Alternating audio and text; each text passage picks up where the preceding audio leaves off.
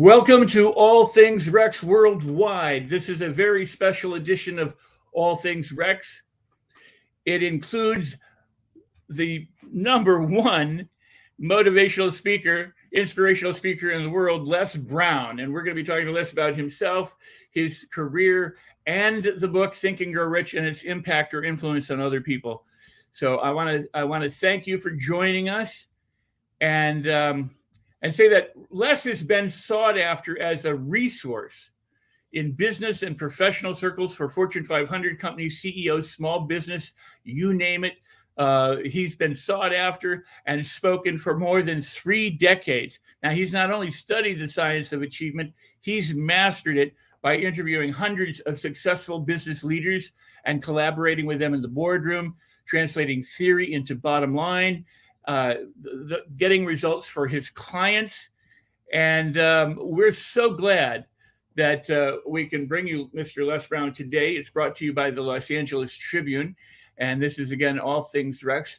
Without any further ado, I'm going to bring Les on. He's had a very illustrious career, both as a speaker, inspiring literally millions, perhaps billions of people with his talks and his books and his efforts, as well as he's been a politician and worked to bring about change in that arena. So without any further ado, we're going to bring on Mr. Les Brown.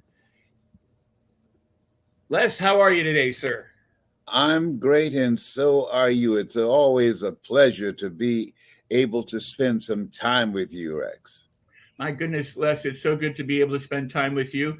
And I'm so pleased that you could be here today. I also want to thank you. In the past, you had me on your Facebook Live about my book, and I can't tell you what an honor and a privilege and a pleasure that was. And to have you back on the show here a second time is truly, for me, it's an amazing gift, and I know it's a gift to the viewers who are watching both now and when they watch the replay later.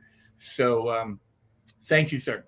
And I enjoyed you. You're just an incredible resource. So it's always a pleasure to be able to spend some time to talk with you and be able to help those who listen get the tools they need and the mindset that's required to govern themselves in and out of the pandemic. So let's get it on. Well, I appreciate that, and I think the last time we spoke, we said we couldn't wait to see each other on a platform, not just on Zoom. But you just said something that I think is so very important, and I want you, maybe you'll address that before we get into some of your background and then into other topics. And that is, you said, if they will listen. Now, you've been speaking for over 30 years, and, obviously many people 52 years. 52 years. I'm 77. Yes. So that's 5 decades. Come on now. Yes. So how do you, Les, what is your strategy, I guess, for lack of a better word, to try and help people to listen, to hear the words that you're speaking and the messages that you're delivering? How does Les Brown, when you reach out, you know that some people will listen and some people will hear but not do anything about it. What would you say is the way that you try to captivate people so that they too can share in your wonderful message? Well, as you are aware, I train speakers and I teach them that you don't want to be like all of the speakers that are out here dominating the space. We're in a place where people, they for the most part, speak to sell. You want to speak to create an experience that will transform people's lives. And in order to do that, you use stories. When you just give information only impacts 2 areas of the brain. But when you tell a story, that impacts 5 areas of the brain. And you're able to create an experience when that story is used strategically to transform an audience individually and collectively, and give them a larger vision of themselves beyond their mental conditioning, beyond their culture, and ignite in them the courage to make some new decisions about their lives. We make decisions, and our decisions make us. And so to me, it's about creating the experience the want to. It was Oliver Wendell Holmes said that once a man or woman's mind has been expanded with an idea, concept, or experience, it can never be satisfied to going back to where it was. That is one of my all-time favorite quotes. I have a lot of them, and many of them are yours. But but that Oliver Wendell Holmes quote about a mind being stretched to a new idea can never go back to its original dimension is so pertinent, and we'll talk more about that as we get into our time together. But I do also want to talk about you. You know, you started um, with what some people would consider a deficit or strikes against you. You transformed that into operating as a successful DJ. You've told this story, but then you also got into politics. Would you just kindly recount some of your background for all the listeners? If there's anyone out there that doesn't know who you are or your story, would you be willing to share that with us now? Well, yes, if people go online and they put in Les Brown speaking in the Georgia Dome, they'll see me speaking before 80,000 people. And I talk about the fact that I was born in an abandoned building on a floor with a twin brother. We became foster kids, and then we were adopted. And when I was in the fifth grade, I was labeled educable, mentally retarded, and put back from the fifth grade to the fourth grade, failed again when I was in the eighth grade. But I had a high school teacher that was very much like you, Rex. He was one who inspired and challenged students. And I was in his class looking for someone. And he said, young man, go to the board and work this problem out for me. Go in the front of the room. And I said, sir, I can't do that. And he says, why not? I said, I'm not one of your students. I'm just here to see MacArthur Stevens. He said, well, do it anyhow. And I said, I can't, sir. And the students started laughing, saying, he's Leslie. His twin brother is smart. He's DT. And he asked, what's DT? He's the dumb twin. And I said, I am, sir. And he came from behind his desk, Rex, and he looked at me. He said, don't you ever say that again. Someone's opinion of you does not have to become your reality. And that startled me. As you are aware, how people live their lives as a result of the story they believe about themselves and the story that they tell themselves. And we pick up these stories between the ages of 0 and 7 through observation, through our environments, through our educational system. That's not really education, it's indoctrination. And the people around us that we begin to have what psychologists call a self-explanatory style on how we show up in life. And so being in that kind of environment in a culture that's designed to destroy your sense of self. And once you do that to a person, you take away their purpose, the meaning for their lives, and they will unconsciously engage in self-destructive behavior. But because of Mr. Washington, and your program is a program that's an example of what that kind of training can do, it helped me to begin to get a larger vision of myself beyond my circumstances and mental conditioning, and begin to see myself living a more expansive life and living life on my terms rather than just being a victim of my environment, looking relentlessly for ways to win and have a breakthrough and do the things that I wanted to do with my life.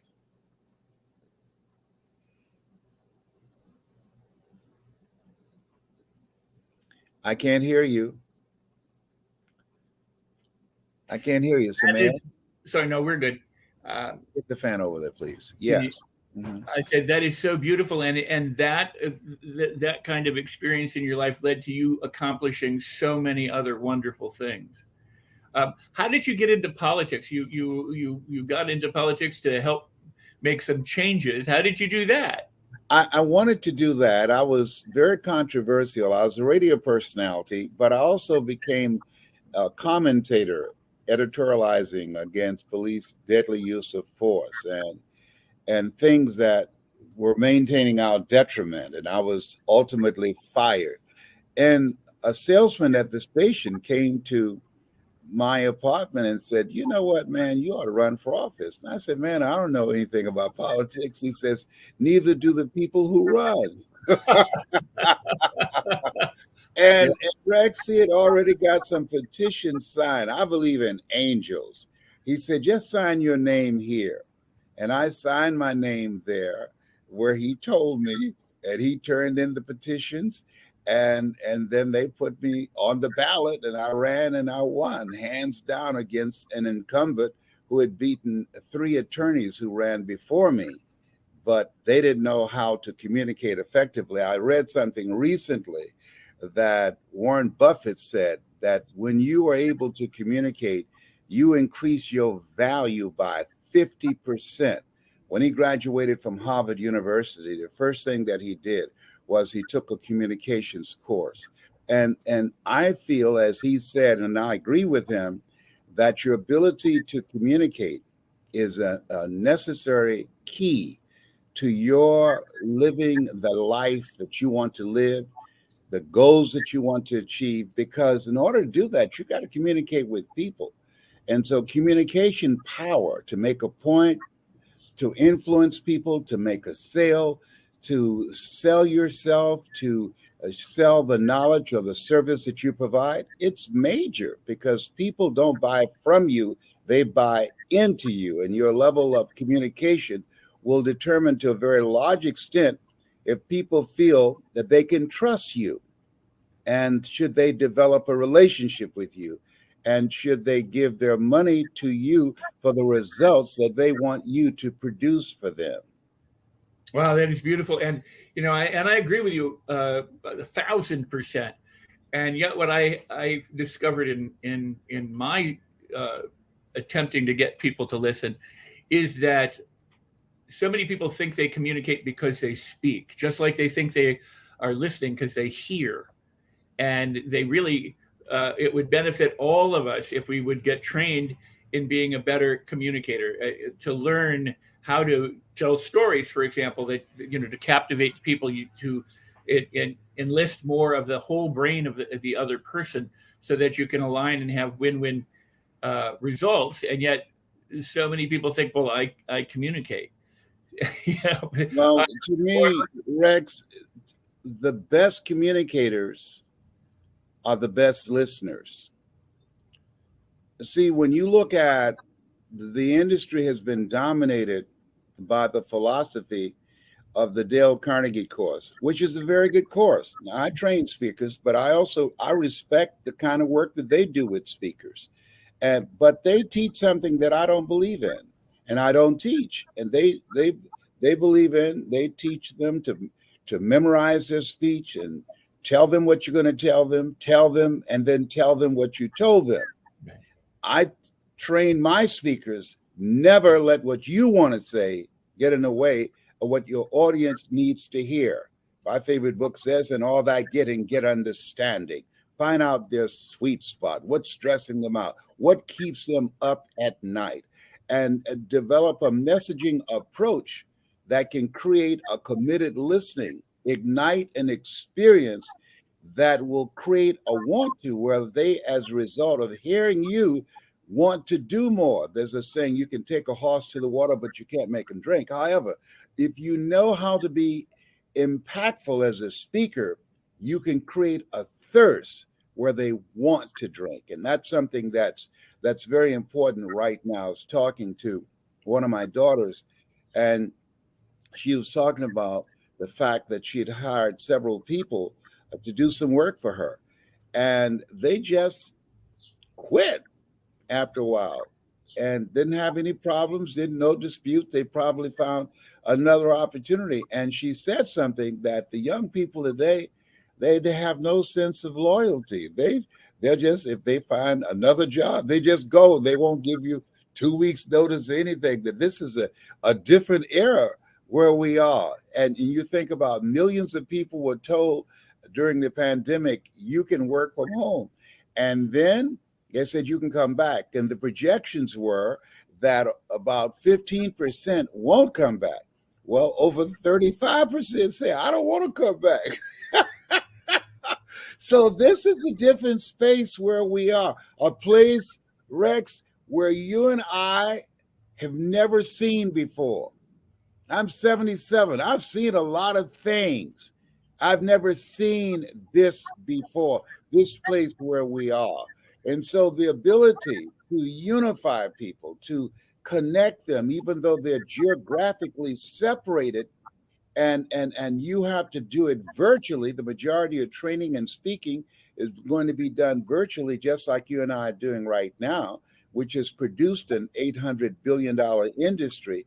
That being compelling and being able to speak and just with people seeing your face, not even your whole body, and to get your message across, you got to work at that. That's a piece of work. Everybody just can't just jump up and do it. And so people have to be trained on how do I get my message across in a way that people can hear it, in a way that can have people have a committed listening and influence their attitude and their behavior and how they show up in terms of their performance on their job. Wow, I got to say, Les, that is amazing, and I completely agree with you. You know, I liken the current situation that we've found ourselves in, that which we've never experienced before, to be similar in nature to those people who were crossing the country from east to west, and they first encountered, say, the Grand Canyon or the Rocky Mountains, and went, "What? Are you kidding me? There's this giant gaping hole on the planet. How are we going to get across this?"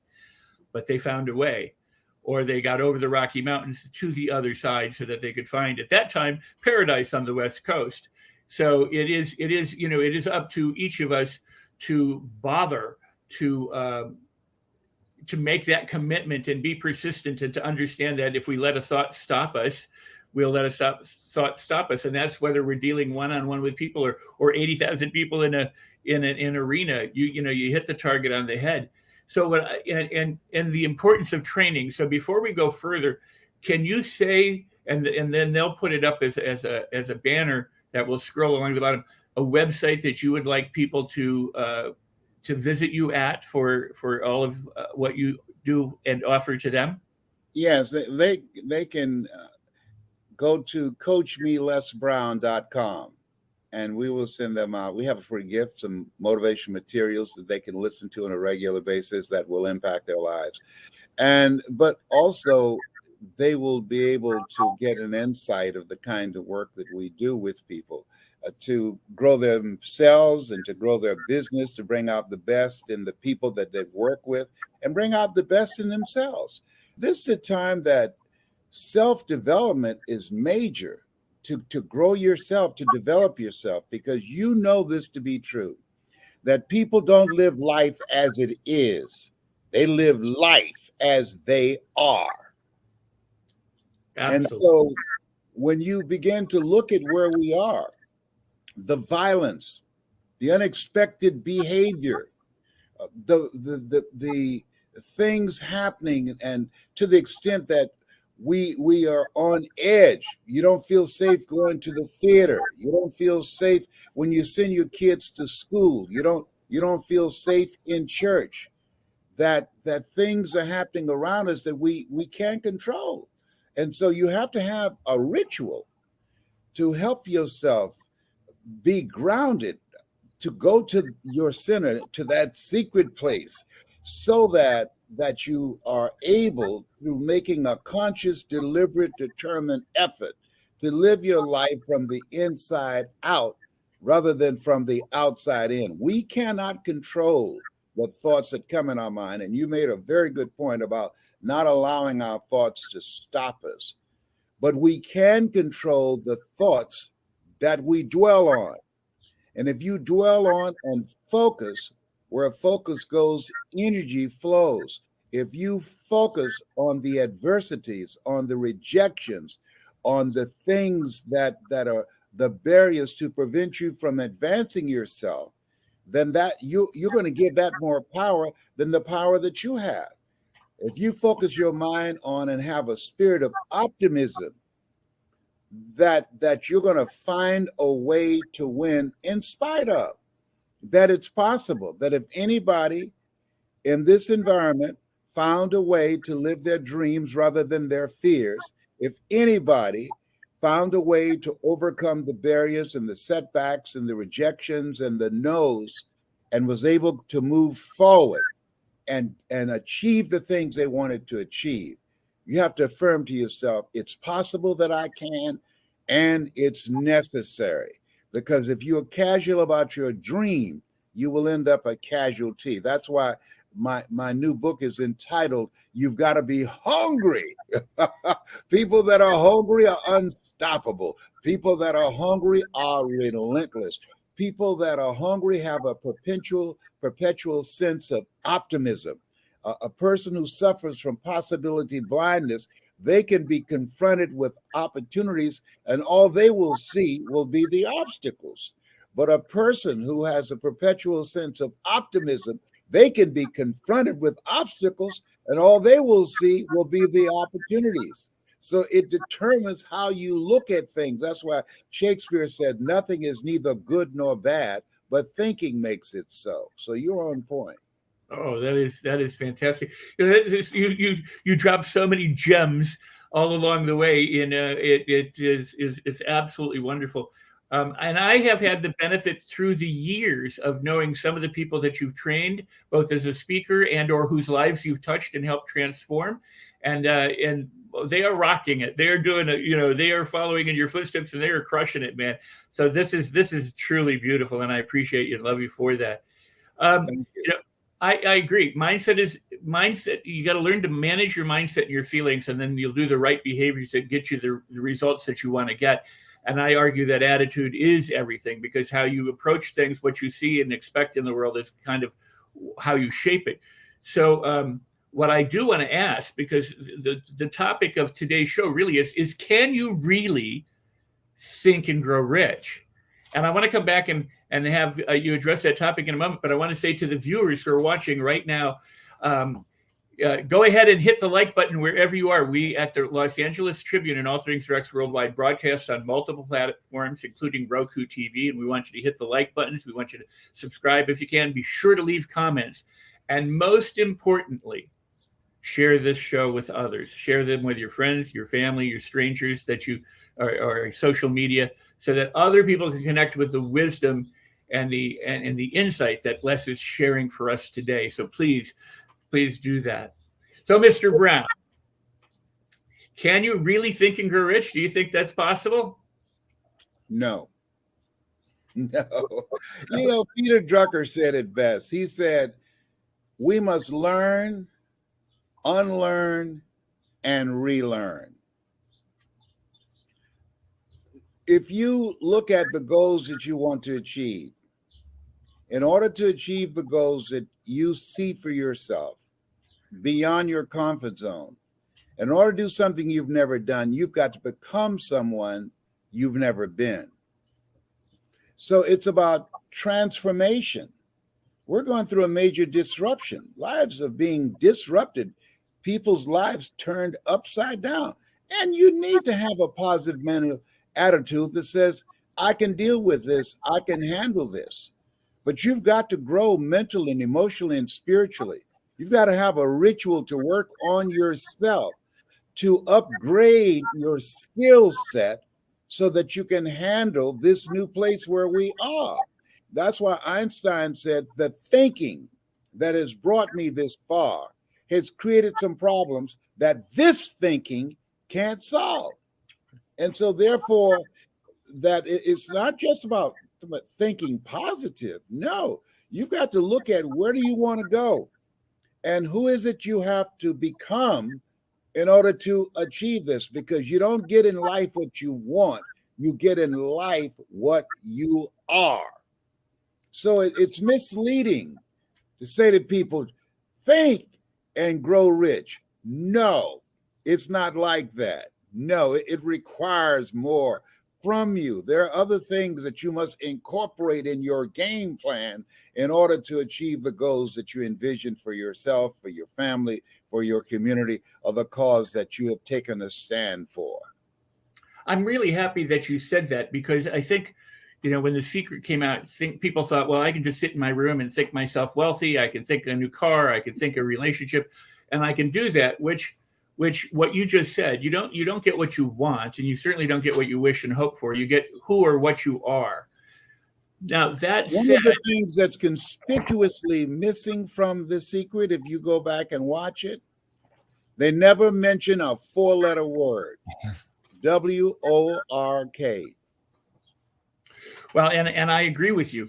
I do think that, as Henry Ford said, and I'm going to piggyback on the comment you made earlier. He said, if you think you can or you think you can't, you're correct. And so I always say to people, if you think you can, you may. It doesn't guarantee that you will. It just says that you may, that you could.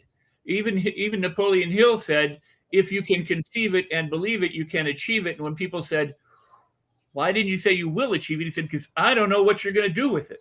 I don't know if you do anything with it, So the point that you make. Because we cannot predict performance. Right. You've got those who are willing to endure, those who are willing to face rejection again and again. Winston Churchill said, in order to be successful, you've got to be willing to go from failure to failure without losing enthusiasm. And so when you look at your goals and dreams, you got to know your vitamin. Being rejected, you see it as an herb. Why? It's a character building experience to be an entrepreneur, and we have an increase of entrepreneurship by 40%. That's why we see all of these help wanted signs, because a lot of people are saying, I'm betting on me. Why? Because they realize that life is uncertain and there is no duplicate. And so your life is, as Abraham Lincoln, he said that I'm looking forward to my future because I'm going to create it. So people are betting on themselves now. They're saying, hey, I'm going to create my own job. Hey, I don't want to be in traffic. I want to work from home, and I'm going to do it for myself. And so this is a major place. This is the era, the late Peter Drucker says, of accelerated change, overwhelming complexity, and tremendous competition. So when you put on top of that the pandemic, when you put on top of that the high price of gas, when you put on top of that unexpected mass killings that are taking place that has created a culture of anxiety and fear and hopelessness, that this is a different kind of place that requires mental resolve, number one. Number two, that we have to continuously upgrade our knowledge. If you're not willing to learn, no one can help you. But if you're willing to learn, no one can stop you. And to create, and this is major, a community, a collaborative, achievement-driven, supportive relationships. You can't make it by yourself in this thing called life. And so you want to become very much engaged in a talent hunt, looking for talent, people that have integrity, people that you can trust, and people who have knowledge, abilities, and skills that you don't have, that's going in the direction of where you're going, that you can put together a team and create a community of support that will allow you to put your success on steroids as well as theirs. Wow. We should just take a moment and let all that sink in.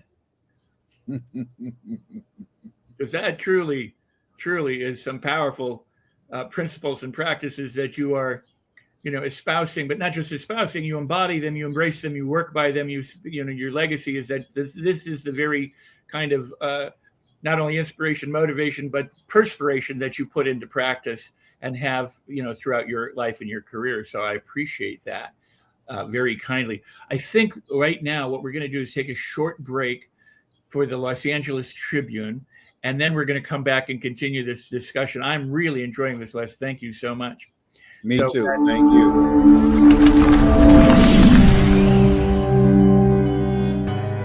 Welcome to the Los Angeles Tribune page. Here you will find original news programming, exclusive digital events, and shows that are directly from the community.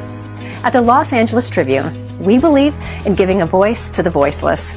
We are proud to be the only national brand to empower everyday people to make a difference. Since 1886, our reputation has been built on truth and responsibility. Thank you for watching and making a difference. For general inquiries, contact today. Thank you on behalf of the Los Angeles Tribune team.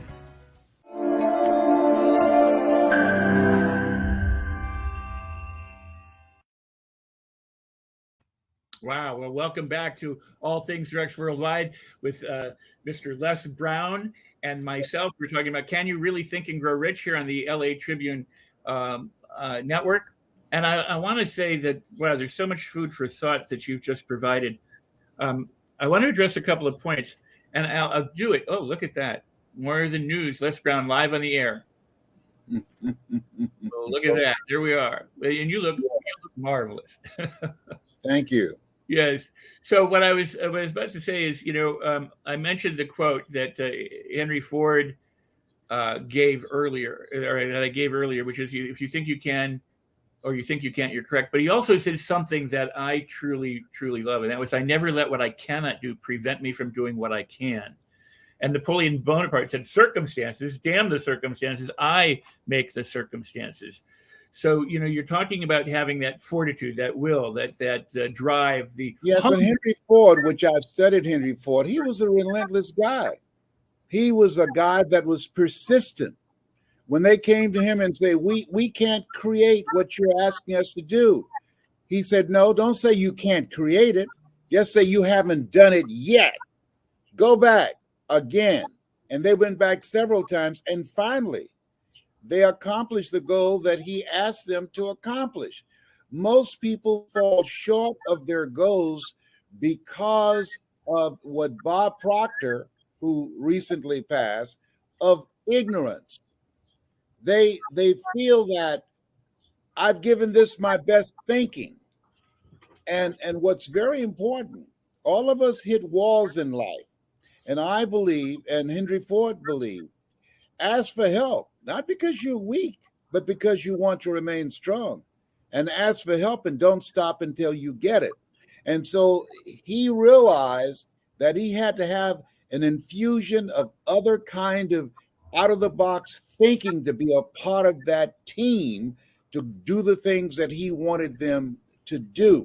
But he just refused to accept the attitude that we can't do that, because people many times become discouraged when they face failures. In fact, statistics indicate that every 87% of people, when they're pursuing a goal and they encounter a rejection or a door that did not open, or things that did not work out as fast as they thought it would, or it was not as easy as they thought it would be, and they quit. So his approach was, no. Don't stop the pursuit. Change your process, your thinking, your approach, and how you're going after this thing. That's what's very important. But don't tell yourself I can't do this just because the way in which you were approaching it did not work out. That's why Alexander Graham Bell said, when he was asked, how were you able to be persistent after failing 10,000 times? He said, I didn't fail 10,000 times. I found 10,000 ways that did not work. Oh, that's beautiful. And what you're stressing here is resilience and flexibility and the ability to keep going in spite of obstacles, to be able to see your way around them, through them, above them, below them, whatever you have to do in order to get there. I always say, the Wright brothers did not know how to fly until after they flew. While they were trying, they were experimenting, and things didn't work out, so they had to adjust and continue. And in spite of the fact that their own father called them idiots and lunatics for attempting this, and that the press and everyone thought they were nothing but a nutbag, essentially. But once they flew that 11, 12-second flight at Kitty Hawk, then they could reverse engineer and then tweak it and make it better. And as a result, we're at the outer edges of the universe as a result to them not giving up.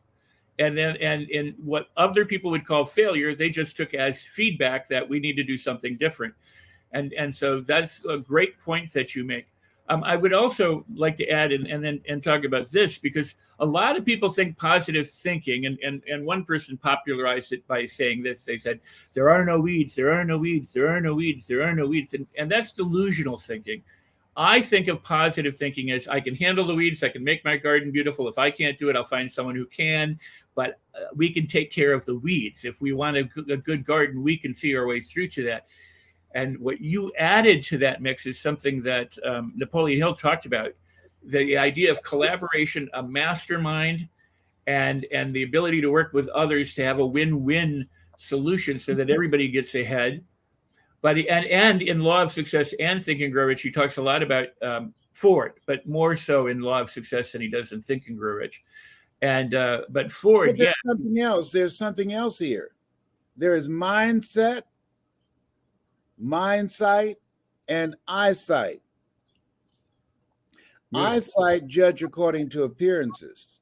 You're living out of your history, the things you've done that did not work. Mindsight is limited, but when you begin to live out your imagination now and see your goals already existing, because all goals happen twice, first in the mind and then in the without. When you hold the vision, living out of your imagination, and that activates a dimension in us that many people refer to as the reticular activating system. It's a part of our brain that help us to begin to focus on the things that we value most. And we figure out how to get there, even though we don't know. That's why we're taught to walk by faith and not by sight. There are people who say, well, if I see it, I believe it. No. When you're living out of your imagination, you see it, and therefore you believe it. When Walt Disney opened up one of his facilities out in California, and he had already passed before it opened, someone said, boy, it'd been great for Walt to be here to see it. And then one of the executives said, because he saw it, that's why we're here. Walt saw it. Even though he had Art Linkletter to walk all over the property and tried to help Art Linkletter share his vision and help to get investors for it. And Art Linkletter said, I don't see it, and said no. He continued to go for it. And Walt Disney filed bankruptcy 7 different times and had 2 nervous breakdowns. And his first cartoon, Elmer, was stolen. But he kept going and created Mickey Mouse. So that kind of unstoppable attitude, that commitment, that willingness to be relentless and persevere and do as Og Mandino would say, as you know, and the greatest salesman in the world, I will persist until I succeed. Oh, that's what I embrace. That's a book that impacted my mind and how I approach life. Wow. Well, I want to share something, and then I want to bring it home with you. And that is that, I talk a lot about my favorite character in the Think and Grow Rich book, which is Edward C. Barnes, who decided he would put Edison on notice, jumped a train as essentially a hobo to get to New Jersey and say, I'm going to be your partner. And Edison gave him a job as a janitor in the warehouse. And he didn't say, yep, sure, welcome aboard, you're going to be my partner. But he did say in Think and Grow Rich and Laws of Success, he said that, I saw a look in this man's eye that I've learned in life to take seriously. When somebody has that look, that kind of burning desire in their eye, to not ignore them. So I gave this guy a job in the warehouse. When you turn the page, it says for 5 years, with no external evidence that his dream would ever come true, Barnes continued to keep alive this dream inside him until one day an opportunity arose. And then the rest is history. He became a very wealthy man, became the partner of Edison because some of the salespeople couldn't move a dictograph machine. And he said, I can do that. And Edison gave him the shot. And so he went on to great success. Now let's bring this back to Les Brown, because part of my favorite story of yours, your true life story, is that you wanted to be a But I want to inject something here. I wanted to learn how to train. and there's a guy named Clarence King, National Center for Community and Economic Development. And I approached them, and he gave me a bucket and a mop and told me to clean the toilets. I said, excuse me? And I was a state legislator at the time. He gave me a bucket and a mop. He said, you want me to train you? I said, yes. He said, we start here. It was after 5 o'clock. I thought we were going to dinner. He told me to meet him down there around 5:30, 6 o'clock. And he had a bucket of mop and water and soap and said, clean the toilets, to me and my mentor, Mike Williams, who wrote the book, The Road to Your Best Stuff. And because I wanted to learn from him, we cleaned the toilets. It was humbling, but it was worth it. Wow. It was worth it. Yes, I never told that story before. You just triggered my memory on that. Well, that's the first. That's fantastic. I'm glad that you shared that, because it's important, but it shows what you're made of and what you wanted and how you're going to do it. I wanted to have you share the story that you wanted to be a DJ, and so you would practice your DJ call in your bedroom with a hairbrush until you made this, because you're talking about keeping your vision alive and about imagination and living from the imagination. Would you recount that for our listeners? Because it really truly is. I mean, it is imagining your way to success, and then one day an opportunity arose. So if you don't mind sharing it again, I know you've probably done it countless times.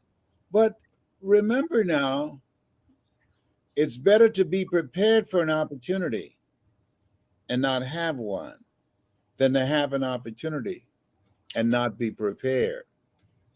Wow. I wanted to be a disc jockey.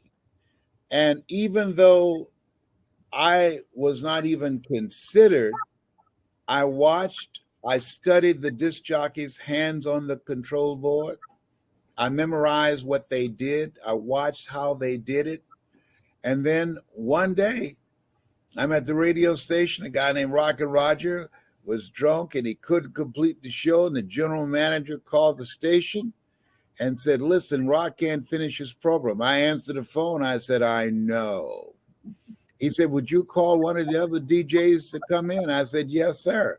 I hung the phone up. I called my girlfriend, Cassandra, my mama and brothers and sisters, and said, I'm about to come on the air. And then I called him back. I said, Mr. Clyde, I can't find nobody. He said, look here. He said, you know how to work the controls? I said, yes, sir. Better to be prepared for an opportunity and not have one. I was prepared. He said, you go in there. Don't you say nothing here. I said, yes, sir. I hung that phone up. I got Rocket Roger out of the way. Stevie Wonder was 12 years old at the time. He had a song called Fingertips. And I put that on. And I said, look out, this is me, LB, Triple P. Les Brown, your platter playing Papa. There were none before me, and there will be none after me. Therefore, that makes me the one and only. Young and single and love to mingle, certified, bona fide, indubitably qualified to bring you satisfaction and a whole lot of action. Look out, baby, I'm your love man. I was hungry. I can't remember. I can't believe I can remember that at 77. I was 18. That is so beautiful. That is so beautiful. And of course, that led to, not that the road wasn't tumultuous, but that led to who you are and where you are today, your ability to imagine. You know, Rex, I believe it's true that life is lived going forward, but it's understood looking back. Because there are things that I have experienced, you have experienced, and all of those things at different points in our lives, we might have thought they happened to us, but we come to know that they happened for us. And had it not been for those things, we would not be the men that we are now, living the life that we're now living, and deciding to take a stand with our lives to be a light in the world, to dispel the darkness that many people are finding themselves in. Wow, that is so beautiful, Les. Um, I kind of want to turn the attention to also the book Think and Grow Rich, because we're asking, can you really think and grow rich? And you answered that question superbly. But that book, apart from the Bible, or next to the Bible, or after the Bible, is like one of the number one top selling, allegedly read. I'm sure more people bought it or got it as a gift than who have actually read it. But in the world, and in Think and Grow Rich, unlike the Laws of Success, Hill mentions 13 principles. Among them are, a burning desire, having a burning desire, a white hot obsession, developing the faith and the wherewithal in order to be certain that you're going to accomplish it. He talks about persistence and commitment and being able to do it, and aligning with other people and cooperating with them, and so many different important principles. And auto suggestion, the ability to program your subconscious mind and to make it work for you using your imagination, and creating what you want. So Hill said, I called it Think and Grow Rich, not Work Hard and Grow Rich, because it isn't about doing a lot of extra effort without having the thoughts right in the first place, or your mindset right in the first place. With the mindset correct, you're unstoppable. When sometimes people try and fix the circumstances instead of fixing themselves, he was like, adjust yourself, make your mindset, your feelings, and your behaviors right, and then all the other circumstances can fall in place so you can navigate the circumstances. And if you commit and persist, and it's important enough to you, if you stay hungry, you can actually make these things happen. And a lot of people you just nailed something. See, if I said to you, make your mind work for you, that's real. And you can put your teeth into that. When you say make your mind work for you, develop a ritual of reading 20 to 30 pages of something positive every day. I did that. I listened to Earl Nightingale. If you look at people that are out there now, Earl Nightingale, who did a recording called The Strangest Secret in the World, that you don't get in life what you want, you get in life what you are. If you look at Zig Ziglar, if you give enough people what they want, they will give you what you want. Jim Rohn, when the end comes for you, let it find you conquering a new mountain, not sliding down an old one. So I listened and I read a variety of people to make my mind work for me, because we have been programmed. We are born with greatness. We are made in the likeness and image of God. It doesn't get any better than that. We've been given authority and dominion over everything on the face of the earth. But we are being programmed to think small and to live a limited existence. And we've been trained to be employees as opposed to become entrepreneurs. Now, in this new space, we have to become entrepreneurial. That people realize the 40-40 plan is gone, where you can go to college, graduate, and expect to get a job and work for 40 years doing the same thing, and then retire one day with a gold watch. That day is gone. That a person, after graduating from college, they will have a minimum of 5 to 10 different jobs in their lifetime. So right now, because of the internet, for the first time, we have a tool that we can see things. We have access. We have available to our fingertips right now. Ignorance is a choice. I believe that Bob Proctor was right, who wrote the book You Were Born Rich, that the majority of people are failing because of ignorance. They have not taken the time to know who they are. They have not taken the time to find their reason for being. Nietzsche said, if you know the why for living, you can endure almost anyhow in man's search for meaning. And they haven't taken the time to survey where we are, where the world is, where the economy is, in and out of the pandemic, and who we have to be, and the radical change that must take place in our behavior and our knowledge and how we approach this place so that we can move our lives forward to make an impact with ourselves, our knowledge, our skills, our business, our voice, our story. Wow.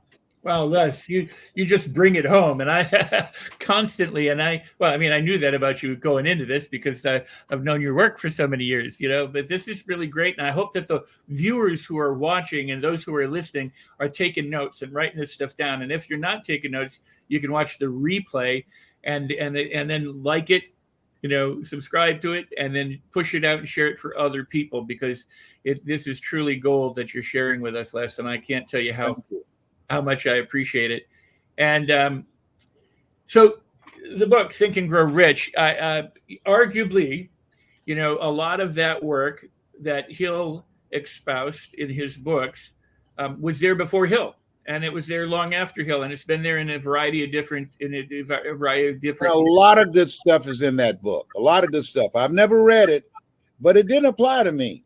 I came up during the time where Napoleon Hill could vote, but I couldn't vote. Right. Because I had the complexion of rejection. He could sit to the front of the bus. I paid the same money he would pay to get on the bus. I had to go to the back of the bus. So I came up during a time, if you walk on the sidewalk, a white person approaching you, you had to get off the sidewalk. I came up during a time that you were not allowed as a black person to look white people in the eyes.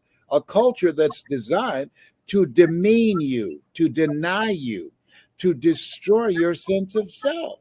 And so that book, that applied to the people he interviewed who looked like them. He interviewed white, wealthy people who had wealth in their family.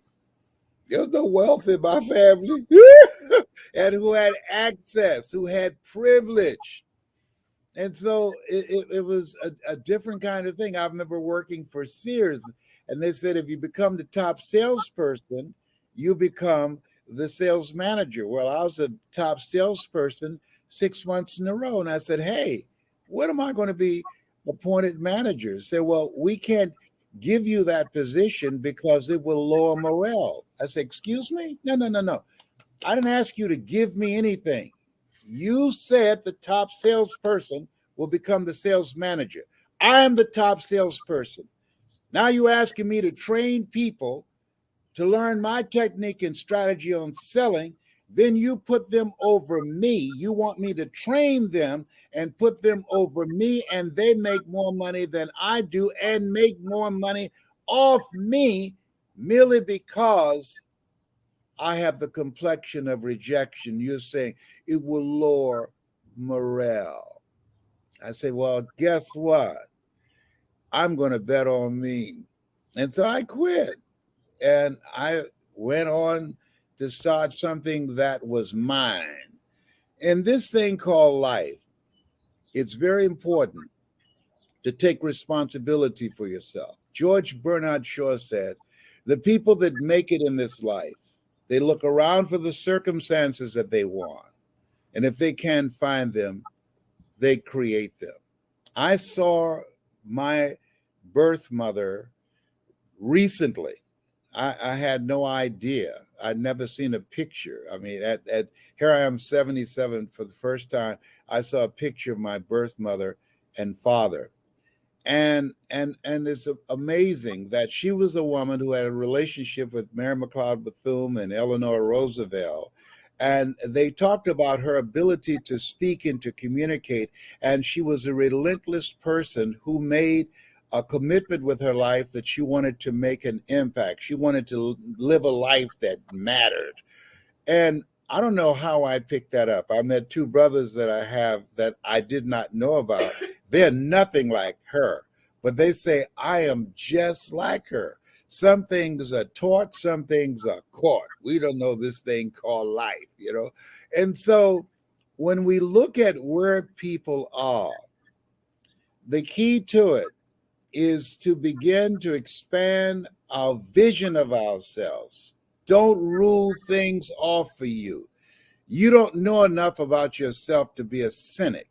I didn't do what I'm doing now for 14 years out of ignorance. I thought I couldn't do it because I don't have a college education. I couldn't compete with people with college educations and PhDs and MBAs. And so I positioned myself to be a spectator as opposed to finding a way to learn the things that I did not know so that I can get access in the game, even though the rules of the game said you're not allowed because of your paint job. Wow. Well, Les, you exemplify someone who did not let his humble beginnings uh, detour him, did not let the labels that you were labeled with educationally or developmentally prevent you from becoming who and what you are. You didn't let racism and the climate of this country, horrible as it has been, and in some cases still is in this day and age, prevent you from living your dreams and accomplishing so much. There are a lot of people who have far less reason to not succeed, who use excuses to stay where they are, and you did not do that, sir. You forged ahead through all of it. Well, I tell you, this life is for living. I strongly believe that, and I'm sharing with people. You want to live your life the way you want to leave your life. I'm going to say that again. Live your life the way you want to leave your life. I was talking to a group of people that I spoke to recently, and I asked, if you had the knowledge that you had 90 days to live, what would you do first? And the majority of them said, I'll quit my job. I didn't say that. I said I would increase the number of Zoom calls that I do, the number of speaking engagement that I would take on. I'll spend time with my children, my grandchildren, my great-grands, and teach them things that I have learned. I would maximize that time, making a greater impact with my life to live full and to die empty. Dr. Miles Monroe, he said, the wealthiest place on the planet is not in the Far East where there's oil and ground. It's not in South Africa where there's gold. He said, the wealthiest place on the planet is the cemetery. And so my goal is to teach people how to die empty. Most people die at age 25 and don't get buried until they're 65 because they're not willing to put in the work. My favorite book says, commit thy works unto the Lord, and thy thoughts shall be established, and all thy ways acknowledge him, and he shall direct thy path. Nothing works unless you work. Mary McLeod Bethune said, work is, pray as if everything depends upon God, but work as if everything depends upon you. Woo! Wow. Well, again, we just let that sink in. Mm-hmm. We're coming close to the time when we need to say goodbye to be respectful of your time. But what you have shared here today is so many of the important principles and concepts and practices that people can, actually apply in their life to make a difference for themselves. And it shouldn't fall, one, on deaf ears, but it also shouldn't fall on ears that hear who do nothing with it, because knowledge doesn't change a person unless it's applied. If you can have all the right answers but not do anything with them, and get nowhere. And what I also love about what you just said is you didn't say I'd quit my job. What I would leave, you said, here's what I would include, here's what I would enhance, here's what I would make better. That to me is a very important perspective, because so many people say, well, I dumped this, I dropped that, I stopped doing that. And the question is why are you doing it in the first place? If you're going to give it up, why do it? What is it that you want to build for yourself, not what is it you want to escape from? And Right. And sometimes that question that you asked, if you had 90 days, it's the kind of question we should ask ourselves. If we had 90 days to build a life or to live our life, what would we do in those 90 days? So that's very worthwhile. Yeah, and going back a bit, Think and Grow Rich was written at a time when rich, white, privileged people, of whom Hill, modeled and drew his information from. I mean, there weren't women. Women couldn't vote at the time either, and I'm glad that we've come as far as we've come in a short period of time. And at the same time, we have so much work to do. We have so many of the same problems that we've had, historically for centuries. Humankind has the tendency to develop its technology more than it develops itself. And so we can meet by Zoom, and that's a fantastic thing, or we can drive cars, or we can have computers that turn on instantly. And yet we've sadly have not learned to create ourselves to be the kind of person for whom manifesting things is easy. We've not learned to love each other, that we're all on this big rock hurtling around the sun and we're all in it together. We kind of either all live together or perish together, or kill each other off and let the rock circle without us.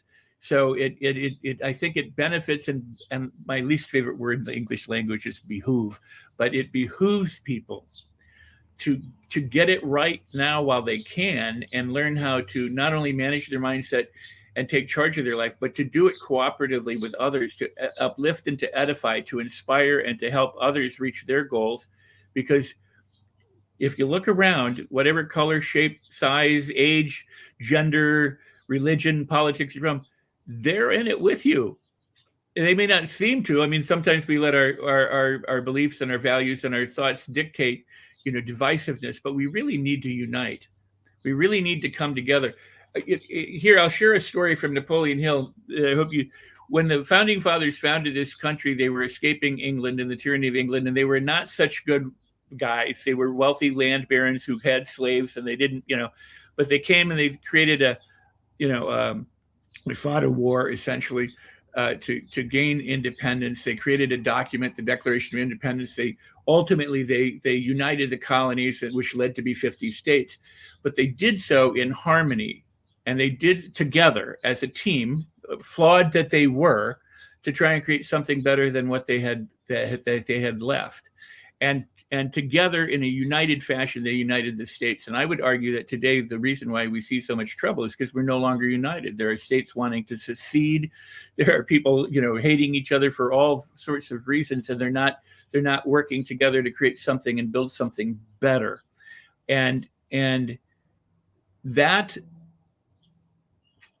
has been, I think, so much of what you've been doing. You've been helping people. You've been uniting people. You've showed that the boundaries can be spanned. They can be crossed. That no one need be limited in any way, shape, or form. And that if you apply the principles, these timeless, ageless principles, and what you get from the good book, and what some people get from Think and Grow Rich, is that we can make it happen if we just are willing to make it happen. And you have to be hungry. Jane Elliott, she asked a white audience, how many of you believe that everything is fair right now? And all of them raised their hands. Then she asked another question. She said, all of you that raise your hands, how many of you would be willing to exchange your position with a Black person and live in America? Stand up now. Nobody stood up. She said, no, maybe y'all didn't hear me. How many of you, because it's you say it's fair, would like to live in America as a Black person? Please stand. No one stood up. Rex, that's why if you're not a part of the dominant culture, you got to be hungry. Don't talk about no foolishness about Think and Grow Rich or a burning desire. You got to be hungry. Life is not fair. It's not fair that birds eat worms, and they do. This, come on. I mean, let's be real. And all of the things, the privilege, all of the barriers, they're not going anywhere. Frederick Douglass says, power concedes nothing without a demand. We might not get everything that we fight for, but everything we get, there will be a fight. It goes with the territory. And so to me, Nobody's figured out how to get out of life alive. Live each day to its fullest. Live full and die empty. That's my story, and I'm sticking to it. Wow. Wow. Les, you are awesome. You are an incredible icon in this arena and beyond. You've done so many wonderful things and touched so many lives, and you're here touching lives today, taking time out of your busy schedule. And I'm so pleased that you've met with me here today so that we could begin to discuss these important topics. And boy, we've just scratched the surface.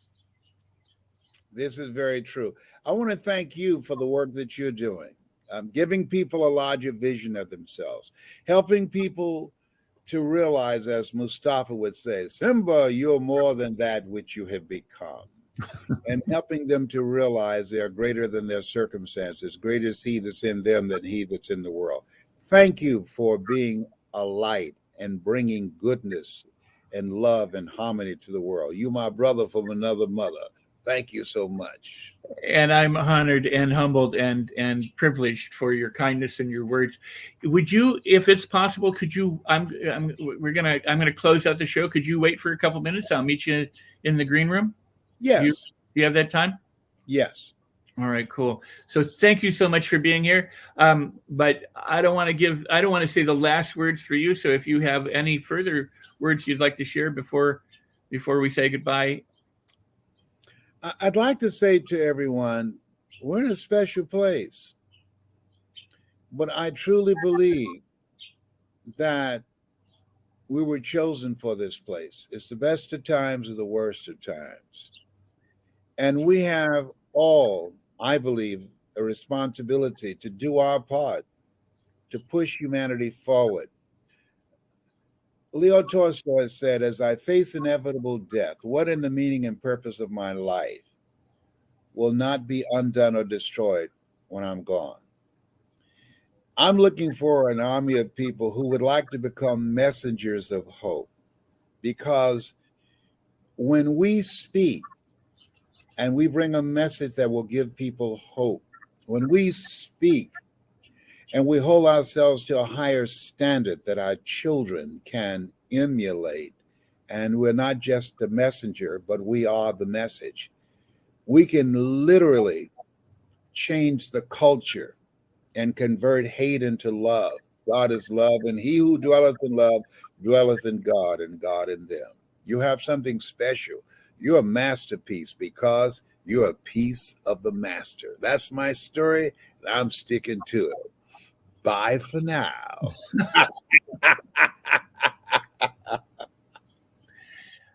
Absolutely beautiful, Mr. Les Brown. Look down below. You see coachmelesbrown.com. Be sure to reach out to Les. And he said he's looking for an army of people, and you might be that person. So please go check out Les's website and go visit with Les. And he does so many things. He's all around, and I'm glad that he was here today. I got to tell you about my book as we close out the show. And I'll be right with you. But I want to thank you. And I want to also say, please be sure to share the show. Like it, leave comments wherever you see it. Normally we're on Facebook, Twitch, Twitter, Periscope, LinkedIn, elsewhere, and Roku TV and other platforms are coming. So wherever you're seeing the show, please do share it and enjoy. Thank you for being here. My book is Life on Your Terms, Create the Life You Want. And for all of you who know, if you get the soft cover, hardcover from Amazon, I'm giving away an absolutely free training. It's a bonus training valued at $497 called the Mastery Loop. It's how you master your thoughts, your feelings, your behaviors so that you get the results that you want to get and live life on your terms. So go get the book, and then be sure to use this website and follow the instructions there, and give you access to this online course absolutely free of charge. It's my gift to you for buying the book, The Mastery Loop. And with that, I'm Rex Sikes, and what I always tell people is if you consider everything a problem, then it's a problem. But if you consider everything a blessing, It is a blessing. I want to thank you for being here on this special edition of the Los Angeles Tribune's All Things Rex Worldwide. Can you really think and grow rich with living legend Les Brown? So I thank Les, I thank you, and I know that together we can make a difference in this world, and God knows we need it. So with that, celebrate everything.